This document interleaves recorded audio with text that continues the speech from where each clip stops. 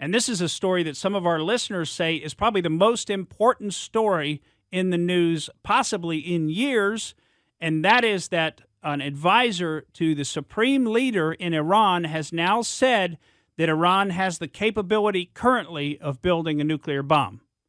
And you have to wonder, when they reveal something like that, are they telling you the cutting edge? Or they like, hey, we just figured this out just now?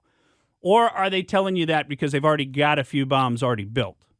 I mean, I'm thinking they don't reveal the information on the cutting edge of wherever they're at. So I'm thinking they may already have a few bombs. You know, we know that. We've talked about that. By the way, enriching uranium, I don't think is the most difficult part of the process. It's a difficult part of the process, but you know, developing some of these gyroscope systems, I mean, that's what we actually spent the most time on, the gyroscope systems, the detonators, all of that.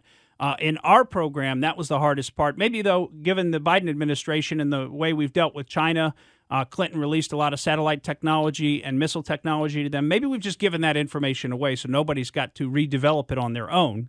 So all they've got to do is get the centrifuges to enrich the uranium. But they say they've now been able to enrich up to 60% and can, quote, easily produce 90% enriched uranium. So they're claiming they have the technical means to produce a nuclear bomb, but they haven't made the decision yet of whether or not to build one. They also add that any direct action by Israel will result in retaliation from them. So we know Israel does not want them to have a bomb, and you could understand that since their stated goal of the Iranian regime is to wipe Israel off the face of the map. You know, it's interesting because people say they try to equivocate between these two, but, you know, if Israel had the stated goal of wiping Iran off the map, you understand they could do that now. They could do that this moment. They could nuke Iran into nothingness, right? But they don't do that. Their goal is not to get rid of Iran. They just want Iran to calm down, stop attacking them, stop funding Hezbollah, stop sending missiles to Hezbollah, stop attacking their country. That's what Israel wants.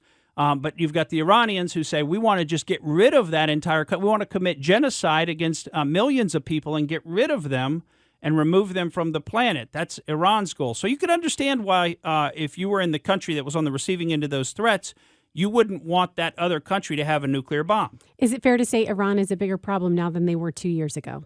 Absolutely, right? Because Biden has reversed the Trump policy. And Biden is back engaged with them. We're back engaged in talking to them. Of course, Biden and Obama, round one, gave them all those billions of dollars, all those pallets of cash we just flew over there for what? We don't owe these people anything. I mean, don't forget the Iran hostage crisis where they kidnapped our diplomats in the embassy.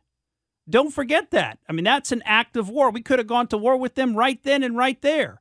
The only reason we got those diplomats back was because the president changed. It wasn't Carter the wimp anymore, kind of like Biden the wimp.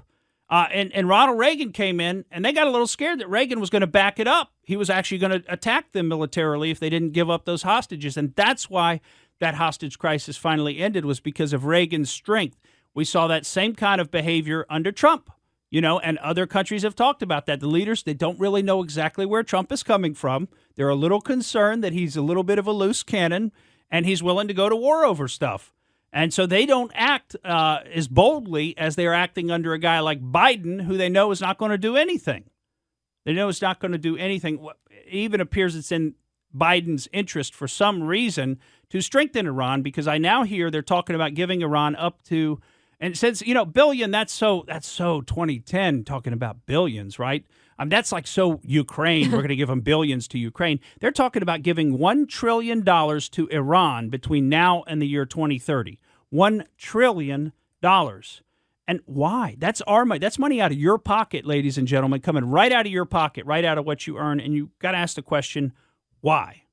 Why do that? Thank you for listening to the Morgan Streetman Show. We hope you enjoyed what you heard, and if you did, please click like and subscribe to help us out. And remember that we recommend that you exercise your brain at least once a week.